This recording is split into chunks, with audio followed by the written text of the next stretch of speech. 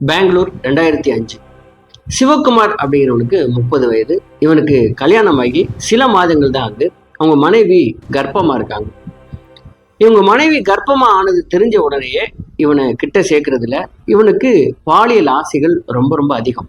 மனைவி கூட பாலியல் தொடர்பு வச்சுக்க முடியல அப்படிங்கிற ஒரே காரணத்துக்காக இவன் பண்ண ஒரு விஷயம். அதுக்கப்புறம் இந்தியா முழுவதும் சாஃப்ட்வேர் கம்பெனி, கால் சென்டர்ஸ் எல்லாம் நம்ம எப்படி இதை ரன் பண்றது, புதுசா நம்ம ரூல்ஸ் எல்லாம் மேக் பண்ணணும் அப்படின்னு சொல்லிட்டு சுப்ரீம் கோர்ட்டே ஆர்டர் போடுற அளவுக்கு ஃபாஸ்காம் அசோசியேஷனே உட்காந்து பேசி மிகப்பெரிய ரூல்ஸ் சேஞ்சஸ்லாம் பண்ணாங்க. அப்படி இவன் என்ன பண்ணா, என்ன கொடூரத்தை அரங்கேற்றினா அப்படிங்கிறது தான் இந்த கிரைம் கேஸ்ல நம்ம பார்க்க போகிறோம். சரி, 2005 டிசம்பர் 12 தான் அந்த கொடூரம் அரங்கேற போகுது. இந்த கொடூரத்துக்குள்ள போறதுக்கு முன்னாடி இந்த பெங்களூர்ல பிபிஓல ஒர்க் பண்ணிட்டு இருந்த ஒரு பெண் தான் பிரதீபா. இவங்களுக்கு 28 வயது. இவங்களுக்கு கல்யாணம் ஆயிடுச்சு. இவங்க வீட்டுக்கார பேரு பவன் செட்டி. அவரும் ஒரு பிரைவேட் கம்பெனில ஒர்க் பண்ணிட்டு இருக்காரு. இவருடைய அம்மா பேரு கௌரவமா. இவங்களுக்கு அப்பா சின்ன வயசுலேயே தவறிட்டாங்க. இவங்க 1977 பிறந்திருக்காங்க. இவங்க பிறந்து வெறும் 15 நாளா இருக்கும்போது இவங்க அப்பா என்ன பண்றாருன்னா, ஒரு ஸ்டவ் வெடிச்சதுல இறந்து போயிடுறாரு வீட்டுல. அதுக்கப்புறம் அவங்க அம்மா கல்யாணம் பண்ணாம இந்த ஒத்த பெண்ணை கஷ்டப்பட்டு வளர்த்து இப்ப 28 வயசுல அந்த பெண் நிறைய வேலையை பார்த்து 2005 என்ன பண்ணியிருக்காங்கன்னா, அவங்க கல்யாணத்துக்கு அப்புறம் ஹெச்பி குளோபல் சாஃப்ட் கம்பெனில பிபிஓ எம்ப்ளாயா ஒர்க் பண்ணிட்டு இருக்காங்க. ரொம்ப நல்லா போயிட்டு இருந்திருக்கு. ரொம்ப அழகான சின்ன குடும்பம். உங்க அம்மா, இவங்க வீட்டுக்காரர், இவங்க 3 பேரும் ஒன்னாதான் இருந்திருக்காங்க. நல்லாவே போயிட்டு இருந்திருக்குது. அப்படி போயிட்டு இருக்கும்போது ஒரு நாள், அதாவது டிசம்பர் 12 இரவு நைட் ஷிஃப்ட்டுக்காக இவங்க கிளம்பியிருக்காங்க. ரெகுலரா இவங்களை பிக்கப் பண்றதுக்கு வர்ற டிரைவர் ஜெகதீஷ் அவர் பேரு. அன்னைக்கு அவர் வரல. அவருக்கு பதிலாக வேற ஒரு டிரைவர் இவங்களை பிக்கப் பண்ணிட்டு போறாங்க. இவங்க கம்பெனிக்கு போயிட்டு நைட்டு ஷிஃப்ட் முடிச்சுட்டு காலையில 8 மணிக்கெல்லாம் வீடு திரும்பணும். அப்படி வர வேண்டிய அந்த நேரத்தை தாண்டியும் இவங்க வீட்டுக்கு வரல அப்படின்னா பயந்து போன என்னுடைய கணவர் பவன் செட்டி இப்போ கம்பெனிக்கு ஃபோன் பண்ணி கேட்கிறாரு, என்னுடைய மனைவி பிரதீபா இன்னும் காணா, எங்க அப்படின்னு. கம்பெனியிலிருந்து சொன்ன தகவல் அவருக்கு மிகப்பெரிய அதிர்ச்சியை தருது. என்னன்னா, உங்க மனைவி வேலைக்கே வரல, அவங்க லீவு போட்டுட்டாங்க, என்ன காரணம் அப்படின்னு திருப்பி வீட்டுக்கார்ட்டே அவங்க கேள்வி கேட்கிறாங்க. இந்த மாதிரி ஒரு நாள் கூட நடந்தது இல்லை. லீவு போடுறதா இருந்தா வீட்டுக்கார்ட்ட சொல்லிட்டு தான் அவங்க லீவு போடுவாங்க. லீவு போடுறதுக்கான தேவையும் அவங்களுக்கு இல்லை. முதல் நாள் நைட்டு வீட்டுக்கார்ட்ட சொல்லிட்டு அம்மாட்ட சொல்லிட்டு தான் அவங்க கிளம்புறாங்க. அப்படி இருக்கும்போது கம்பெனிக்கு லீவு போட்டு ஒய்ஃப் எங்க போயிருப்பா அப்படின்னு மிகப்பெரிய சந்தேகம், பயம், பதட்டத்துல இவ எங்க போயிருப்பாங்க அப்படின்னு சொல்லிட்டு இவங்களுடைய ஃப்ரெண்ட்ஸு, ரிலேட்டிவ் வீடுகளுக்குலாம் ஃபோன் பண்ணி என்கொயரி பண்ண ஆரம்பிக்கிறாங்க. ஒருத்தர் கூட தெரியல பிரதீபா எங்க போனாங்க அப்படின்னு. இப்ப நேரம் கடந்துட்டே இருக்குது. டிசம்பர் 13 பகல்ல அங்க இருக்கிற போலீஸ் ஸ்டேஷன்ல போயிட்டு வேலைக்கு போன என்னுடைய மனைவியை காணா அப்படின்னு சொல்லி ஒரு மிஸ்ஸிங் கம்ப்ளைண்ட்டை எஃப்ஐஆர் பண்றாரு அவருடைய கணவர் பவன் செட்டி. கம்ப்ளைண்ட் எடுத்த போலீஸ் என்கொயரியை ஸ்டார்ட் பண்றாங்க.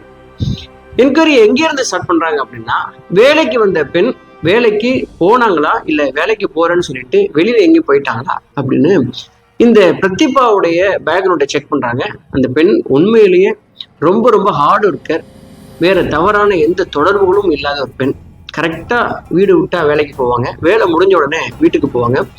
அவங்க அளவுக்கு அதிகமான நண்பர்கள் கூட வச்சுக்கிறது கிடையாதுன்னு அந்த பொண்ணு மேல ரொம்ப கிளீன் ரிப்போர்ட் கொடுக்குறாங்க எல்லாருமே. அப்படி இருக்கும்போது வேலைக்கு வந்த பெண் எங்க போனாங்க அப்படிங்கிற கொஸ்டின் ஒரு $1 மில்லியன் கொஸ்டினா போலீஸ்க்கெல்லாம் இருக்குது. என்கொயரி அவங்க எங்கேருந்து ஸ்டார்ட் பண்றாங்க அப்படின்னா, பிரதீபாவுடைய கால் ரெக்கார்ட்ஸ்ல இருந்து ஸ்டார்ட் பண்றாங்க.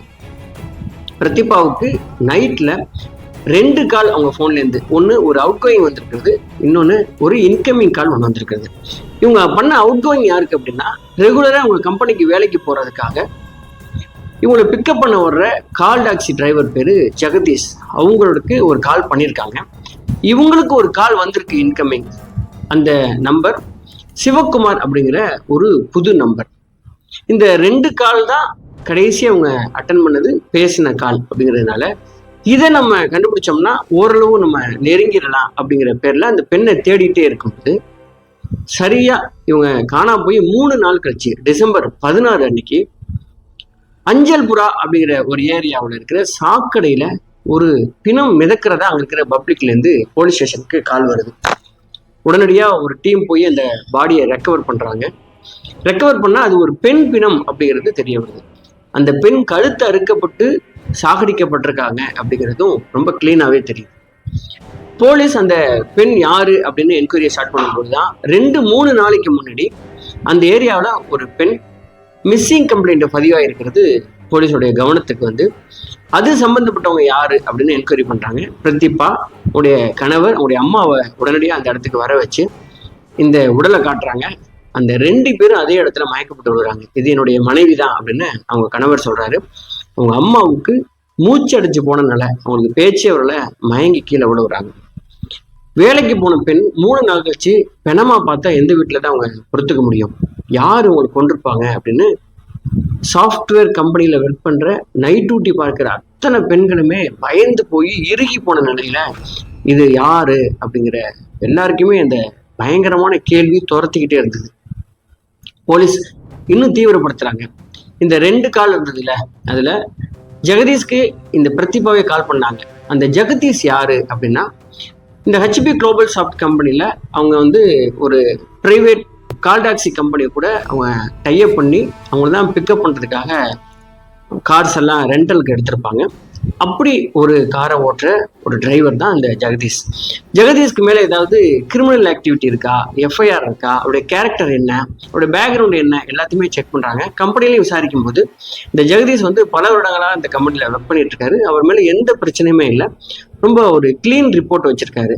அவர் மேலே எந்த சந்தேகப்பட முடியாத எந்த முகாந்திரமும் இல்லை அப்படிங்கிறது அவங்க என்கொயரியில் தெரிய வருது. இருந்தாலும் ஜெகதீஷை கூப்பிட்டு அவங்க என்கொயரி பண்ணுறாங்க. நேற்று உங்களுக்கு பிரதீபா கால் பண்ணியிருக்காங்க, என்ன விஷயமா பேசினாங்க அப்படிங்கும் போதுதான் இந்த ஜெகதீஷ் சொல்றாரு, பிரதீபா இன்னும் 2 பெண்களை நைட்டு ஷிஃப்ட்டுக்காக நான் தான் எப்பவுமே பிக்கப் பண்ணுவேன், அது என்னுடைய டியூட்டி. இன்னைக்கு நான் போக முடியல, எனக்கு ஒரு அர்ஜென்ட் ஒர்க் இருந்ததுனால என்னுடைய நண்பர் சிவகுமார் அப்படிங்கிறவர்கிட்ட என்னுடைய காரை கொடுத்து இன்னைக்கு என்னுடைய டியூட்டியை நீ செஞ்சிரு அப்படின்னு சொல்லிட்டு அவர்கிட்ட கொடுத்தேன். அவரும் என்னுடைய காரை எடுத்துட்டு போயிட்டு அதே மாதிரி 3 பேரை கொண்டு போய் டிராப் பண்ணிட்டு நைட்டே கொண்டு வந்து என்னுடைய காரை கொடுத்துட்டாரு அப்படிங்கிற தகவலை சொல்றாரு. இவர் சொன்னது உண்மைதானா அப்படின்னு போலீஸ் பேக்ரவுண்ட் செக் பண்றாங்க. அவர் சொன்னது 100க்கு 100 உண்மை அப்படிங்கிறது தெரிய வருது. ஸோ ஜெகதீஷ் இதுல இன்வால்வ் ஆக இருக்கிறதுக்கு வாய்ப்பு இல்லைன்னு சொல்லிட்டு அவங்கள ரூல் அவுட் பண்றாங்க. அதுக்கப்புறம் அதுல இருக்கிற ஒரே ஒரு நபர் சிவகுமார். யார் இந்த சிவகுமார்? சிவகுமாரை என்கொயரி பண்ணும்போது அவங்களுக்கு 2 விஷயம் மட்டும் பெருசா தெரியும். ஒண்ணு, இந்த சிவகுமார் பிக்கப் பண்ணிட்டு வரும்பொழுது இந்த சம்பவம் நடந்திருக்கணும், இதை சிவகுமாரே பண்ணிருக்கணும். என்னன்னா சிவகுமார் கம்பெனிக்கு முன்னாடி இறக்கி விட்டதுக்கு அப்புறம் இவங்க யாராவது கடத்திட்டு போயிட்டு இந்த மாதிரி கற்பழிச்சு கொலை பண்ணியிருக்கணும். இந்த 2ல ஒண்ணுதான் நடந்திருக்கிறதுக்கு வாய்ப்பு இருக்கு அப்படின்னு சொல்லிட்டு சிவகுமாரை என்கொயரி பண்ணதுக்காக கூப்பிடுறாங்க. என்கொயரி பண்ண கூப்பிட்ட உடனே சிவகுமார் வந்து என்ன சொல்றாருன்னா, எனக்கு பிரதீபாவை யாருன்னே தெரியாது, நான் பிக்கப் பண்ணல அப்படின்னு அவர் அடிச்சு சத்தியம் பண்ணி சொல்றாரு. ஆனா நாள் நைட்டு ஜெகதீஷ்க்கு ஒரு ஃபோன் பண்ணி நான் 3 பேரையும் டிராப் பண்ணிட்டேன் அப்படின்னு சொல்லிட்டு தான் காரை கொண்டாந்து விட்டு போனதா ஜெகதீஷ் தகவலை சொல்லியிருக்காரு. ஸோ போலீஸ் என்ன நினைக்கிறாங்கன்னா, இந்த சிவகுமார் ஏதோ ஒரு உண்மையை மறைக்கிறார் அப்படிங்கிறது போலீஸுக்கு தெரிய வருது. இப்போ அந்த நைட்ல நீங்க என்ன பண்ணீங்க, பிக்கப் பண்ணதுலேருந்து என்ன நடந்துச்சு, யார் யாரை பிக்கப் பண்ணீங்க அப்படிங்கிறத ஒவ்வொரு விஷயமா துருவி துருவி கேட்கும் பொழுது ஒரு கடத்துல சிவகுமார் உண்மையை மறைக்க முடியாம நடந்த விஷயங்கள் எல்லாத்தையும் ஒண்ணா சொல்ல ஆரம்பிக்கிறார். என்ன நடந்திருக்குது அப்படின்னா, ஜெகதீஷ் ஃபோன் பண்ணி சிவகுமார்ட்ட இந்த மாதிரி என்னுடைய 3 கிளைண்ட்டை நீ பிக்கப் பண்ணி கொண்டு போய் டிராப் பண்ணிடு அப்படின்னு அந்த டியூட்டியை ஒப்படைச்சதும் 3 பேருடைய நம்பர் 3 பேருடைய அட்ரஸையும் ஜெகதீஷ்டேருந்து வாங்கியிருக்கிறார் சிவகுமார். இந்த சிவகுமார் புதுசா போய் ஒருத்தவங்களை பிக்கப் பண்றதுனால அந்த அட்ரஸ் தெரியாததுனால ஃபர்ஸ்ட் பிக்கப் பண்ண வேண்டிய அந்த பெண் வீட்டுக்கு போறதுக்கு கொஞ்சம் டிலே ஆயிருக்குது. அந்த வீட்டுக்கு பக்கத்துல போயிட்டு அந்த பெண்ணுக்கு ஃபோன் பண்ணியிருக்காரு. அந்த பெண் என்ன சொல்லியிருக்காங்கன்னா, ஆல்ரெடி நீங்க வரதுக்கு லேட் ஆயிடுச்சுங்கிறதுனால நான் பப்ளிக் டிரான்ஸ்போர்ட்ல ஏறி ஒர்க்குக்கு கிளம்பிட்டேன், நீங்க வர வேணாம்னு சொல்லிட்டு அவங்க போயிட்டாங்க. அங்கிருந்து இப்ப 2வது பெண்ணை பிக்கப் பண்றதுக்காக இவர் போயிருக்கிறாரு. ஆண்டி வேலை அந்த பெண்ணுக்கு கால் பண்ணும்போது அந்த பெண் என்ன சொல்லியிருக்காங்கன்னா, எப்போதும் என்னை பிக்கப் பண்றவரு ஜெகதீஷ் தானே வருவாரு, புதுசா நீங்க வந்திருக்கிறீங்க அப்படின்னு சொல்லிட்டு சின்னதா அவங்க டவுட் பண்ணியிருக்காங்க. அது மட்டும் இல்லாம இதுக்கப்புறம் என்னுடைய அட்ரஸை கண்டுபிடிச்சு நீங்க வர்றது ரொம்ப சிரமம், அது இல்லாம நீங்க ரொம்ப புது ஆளா இருக்கிறதுனால உங்க கூட வர்றதுக்கு நான் விருப்பப்படல, நான் வேற ஒரு டிரான்ஸ்போர்ட் வச்சுட்டு போய்க்கிறேன் அப்படின்னு சொல்லிட்டு அவங்களும் கட் ஆஃப் பண்ணிட்டாங்க. இப்போ கடைசியா இந்த பிரதீபா மட்டும்தான் இருக்காங்க. இவன் பிரதீபா வீட்டுக்கு போயிருக்கான். போறதுக்கு முன்னாடி அங்கிருந்து பிரதீபா கால் பண்ணியிருக்கான். பிரதீபா என்ன பண்ணியிருக்காங்கன்னா, நீங்க யாரு அப்படின்னு கேட்ட உடனே ஜெகதீஷோடைய ஃப்ரெண்டு என்னை உங்களை பிக்கப் பண்ண அனுப்பிச்சிருக்கிறாரு அப்படின்னு இந்த சிவகுமார் சொல்லியிருக்காரு. உடனே பிரதீபா காலை கட்டிட்டு ஜெகதீஷ்க்கு இவங்க கால் பண்ணியிருக்காங்க. அண்ணா இந்த மாதிரி சிவகுமார்னு ஒருத்தர் பேசினாரு, அவர் உங்க நண்பரா, நீங்க தான் அனுப்பிச்சிருக்கீங்களா என்ன பிக்கப் பண்ண அப்படின்னு சொல்லி கேட்டிருக்காங்க. ஜெகதீஷும் சொல்லியிருக்காரு, ஆமாமா நான் தான் அனுப்பிச்சிருக்கேன், நாளையிலேருந்து நான் வருவேன், இன்னைக்கு மட்டும் நீங்க அவருடைய கார்ல போங்க சொல்லி அவங்க சொல்லியிருக்காங்க. உடனே ஓகே சொல்லிட்டு அதுக்கப்புறம் சிவகுமாருடைய கார்ல ஏறி இந்த பெண் போயிருக்கிறாங்க. இப்படி கார்ல தனியா அவங்க போகும் பொழுது 9 மணிக்கு காரை ஓட்டிட்டு போன இந்த சிவகுமார் அந்த தனிமையில பிரதீபா பின்னாடி உட்காந்து வர்றது இவனுக்கு வேறு விதமான ஒரு ஆசையை தூண்டி இருக்கு. இந்த சிவகுமார் கல்யாணம் ஆகி 7 மாசம் ஆச்சு. 7 மாசம் அவங்களுடைய ஒய்ஃப் இப்போ பிரெக்னண்டா இருக்காங்க. அவங்க ஒய்ஃப் எப்ப கர்ப்பமானாங்களோ அதுல இருந்து இந்த கணவனை பக்கத்துல சேர்க்கறதே இல்லை சிவகுமார். அதனால இவன் ஒரு பாலியல் ஆசையில இருந்திருக்கான். தன்னோட மனைவி கூட பாலியல் உறவு வச்சுக்க முடியல அப்படிங்கிறதுனால இவன் ஏதாவது ஒரு பெண் கூட நம்ம உறவு வச்சுக்கணும் அப்படின்னு ஒரு காம வெறி பிடிச்ச மாதிரி சுத்திட்டு இருந்திருக்கான். அந்த நேரத்துலதான் இப்படி தனிமையில தான் ஒரு பொண்ணை அழைச்சிட்டு போறப்ப இவனுக்கு வினோதமான ஆசை வந்திருக்கு. இந்த பெண் கூட நம்ம உறவு வச்சுக்கிட்டா என்ன அப்படிங்கிற மாதிரி அவன் யோசிச்சிருக்கான். யோசிச்சவன் அதுக்காக பண்ண செயல் தான் ரொம்ப கொடூரத்தோட உச்சம்னு சொல்லணும். அவன் நான் கம்பெனிக்கு போக வேண்டிய அந்த ரோடை விட்டு வேறு ஒரு ரோடு வழியா ரொம்ப தூரம் போயிட்டு அங்க பூட்டி கிடந்த ஒரு குடோனுக்குள்ள போய் வண்டியை நிப்பாட்டியிருக்கான். இந்த பெண்ணுக்கு ஏன் இங்க நிப்பாட்டுறீங்க அப்படின்னு சொல்லிட்டு அவங்க சத்தம் போட்டிருக்காங்க. காரை விட்டு இறங்கினவன் அந்த பெண்ணை பிடிச்சி வலுக்கட்டாயமா வன்புணர்வு பண்ணியிருக்கான். அந்த பொண்ணு கதறி அழுதுருக்காங்க. அந்த பெண்ணை விடவே இல்லை. ஒரு மிருகம் போல அந்த பொண்ணை வேட்டையாடி இருக்கான். ஒரு கட்டத்துல அவனுடைய காம இச்சை முடிஞ்சு போனதும் இந்த பெண் அவங்ககிட்ட எப்படியா தப்பிச்சு ஓடிடணும் அப்படின்னு சொல்லிட்டு இந்த பெண் அங்கே இங்கேயும் சத்தம் போட்டு ஓட ட்ரை பண்ணியிருக்காங்க. இப்போதான் அவன் கொஞ்சமா இயல்பு நிலைக்கு திரும்பினவன், நம்ம ஒரு பெரிய தப்பு பண்ணிட்டோம், இது வெளியில தெரிஞ்சா நம்ம மாட்டிக்குவோம் அப்படின்னு அவன் தான் வச்சிருந்த சின்ன கத்தியை வச்சு பிரதீபாவுடைய தொண்டையில அறுத்துறான். பிரதீபா மயங்கி கீழே விழுறாங்க. உங்களுடைய உடல்ல இருந்த அத்தனை ரத்தமும் அப்படியே வெளியேறுது. ரொம்ப நிதானமா அந்த பெண் இறந்து போனதை அவன் பார்த்துட்டே இருந்துட்டு, இறந்து போனதும் அந்த பெண்ணுடைய உடல் எடுத்து அங்கிருந்து ரொம்ப தூரத்துல இருக்கிற அஞ்சல்புரா பகுதியில வந்து அந்த இரவு நேரத்துல யாருக்கும் தெரியாம சாக்கடைக்குள்ள இந்த பெண்ணுடைய உடலை முக்கி வச்சுட்டு அவன் காரெல்லாம் கிளீன் பண்ணிட்டு அதுக்கப்புறம் ஜெகதீஷ் வீட்டுக்கு போயிட்டு இந்த காரை ஒப்படைச்சிட்டு ஜெகதீஷ்க்கு ஃபோன் பண்ணி இந்த மாதிரி எல்லாரையும் நான் ட்ராப் பண்ணிட்டேன் அப்படின்னு சொல்லிட்டு ரொம்ப கேஷுவலா அவன் வீட்டுக்கு போயிட்டு அவனுடைய மனைவி கூட அவன் சந்தோஷமா வாழ ஆரம்பிச்சிருக்கான். 3 நாள் எதுவுமே தெரியாம அந்த பெண் காணா போயிருச்சுங்கிற மாதிரியே அவன் வந்து நாடகம் ஆடிருக்கான். இதுல போலீஸ்க்கு என்ன ஒரு பெரிய வியப்புன்னா, ரொம்ப ஒரு சாதாரணமான ஒரு காமன் மேன் தன்னுடைய மனைவி கூட அவனுக்கு செக்ஸ் கிடைக்கல அப்படிங்கிற ஒரே காரணத்துக்காக ஒரு மிருகம் மாதிரி ஒரு பெண் அப்படி வேட்டையாடி அது கொலை வரைக்கும் அவன் பண்ணியிருக்கான் அப்படிங்கிறது போலீஸ்னால புரிஞ்சிக்க முடியாத ஒரு பெரிய வினோதமான ஒரு செயலா இருந்துச்சு. அது இல்லாம அவன்கிட்ட என்கொயரி பண்ணும்போது எந்த விதமான ஒரு கில்ட்டியும் இல்லாம எனக்கு தேவை இருந்துச்சு நான் பண்ணிட்டேன் அப்படிங்கிற மாதிரி இந்த விஷயத்த அவன் சொல்லியிருக்கான். அதுக்கப்புறம் போலீஸ் டீம் இதை கோர்ட்டு கொண்டு போயிருக்காங்க. இவனுக்கு எதிராக 63 சாட்சியங்களை ஒப்படைச்சிருக்காங்க. இந்த கேஸை ஃபாஸ்ட் ட்ராக் கோர்ட்டு விசாரிக்கிறாங்க. விசாரித்து இறுதி தீர்ப்பளிக்கிறார் நீதியரசர் BV கூடல் அப்படிங்கிற ஒரு ஜட்ஜ். இவன் அந்த பெண்ணை கொலை பண்ணதுக்காக 10 வருட கடுங்காவல் தண்டனையும், இந்த பெண்ணை கடத்தி ரேப் பண்ணதுக்காக 10 வருட கடுங்காவல் தண்டனையும், இது ஏக காலத்துல அனுபவிக்கணும், இது இல்லாம ஃபைன், அந்த ஃபைனை கட்ட அவன் தவறுனா அதுக்காக ஒரு 3 வருடம் எக்ஸ்ட்ராவும் அவங்க தண்டனை கொடுத்து இப்போ ஜெயில இருக்கான். இந்த கேஸ்ல உங்களுடைய அம்மா இருக்காங்கல்ல, கௌரம்மா, தன்னுடைய கணவனை இழந்து ரொம்ப கஷ்டப்பட்டு 28 வருஷம் தன்னுடைய மகளை ஒத்தையா வளர்த்து அந்த பெண் நல்லா இருக்கணுங்கிறதுக்காக தன்னுடைய வாழ்க்கையை அன்படைச்ச அந்த அம்மா தான் கடைசியில இந்த பெண்ணுடைய மரணத்திலையும் அந்த பெண்ணுக்கு ஒரு நீதி கிடைக்கணும்னு போராடி இந்த சிவகுமாருக்கு தண்டனை வாங்கி கொடுத்தாங்க. இவனுடைய கணவர் இருக்கிறார்ல பவன் செட்டி, அவர் என்ன பண்ணாருன்னா 2 வருடத்திலேயே இந்த பிரதீபா இறந்து 2 வருடத்திலேயே அவர் இன்னொரு கல்யாணம் பண்ணிக்கிட்டு இந்த பெங்களூரை விட்டு பூனேல போய் செட்டில் ஆயிட்டாரு. வயதான காலத்துல இந்த கௌரம்மா தான் தன்னுடைய மகளுக்காக போராடி சிவகுமாருக்கு தண்டனை வாங்கி கொடுத்தாங்க.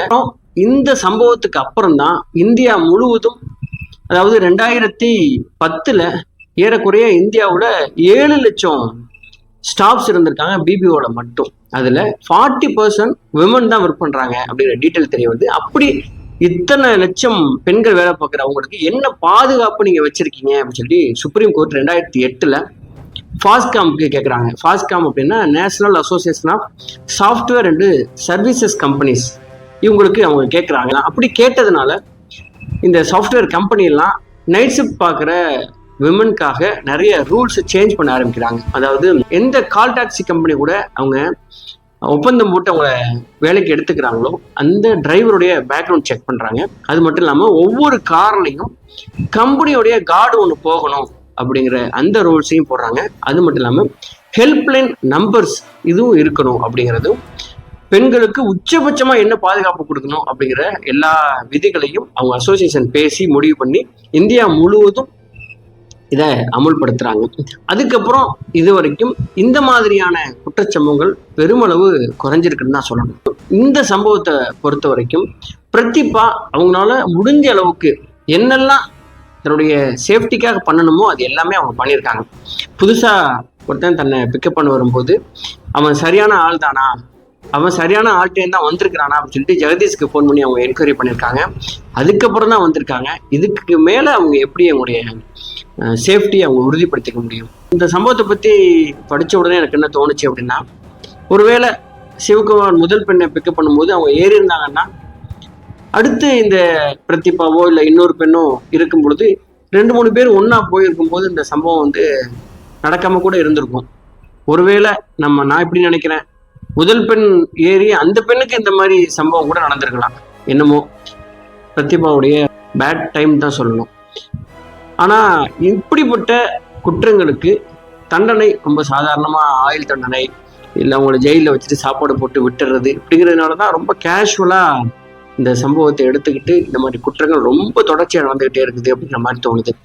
ரொம்ப கொடூரமான ரொம்ப கடுமையான தண்டனையில இந்த மாதிரியான குற்றவாளியை கொடுத்தோம்னா அவங்க பயந்து ஃபியூச்சர்ல இந்த மாதிரியான குற்றம் செய்ய நினைக்கிறவங்களுக்கு கூட மிகப்பெரிய பயத்தை வரவழைச்சதுன்னா இந்த குற்றம் தடுக்கப்படுமோ அப்படின்னு கூட தோணுது. இதை பத்தி நீங்க என்ன நினைக்கிறீங்க?